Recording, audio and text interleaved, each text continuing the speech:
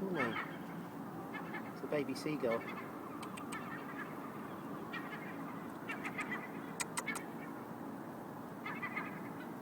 Oh, you fat little thing. How fluffy you are. How did you get down off the roof?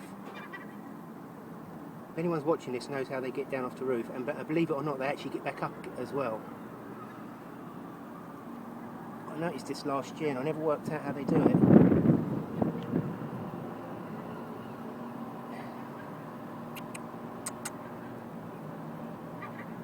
I don't want to scare it anymore. Look, this is where they come down from. Look how high that is. And they'll end up back up there as well. I don't know how they do it.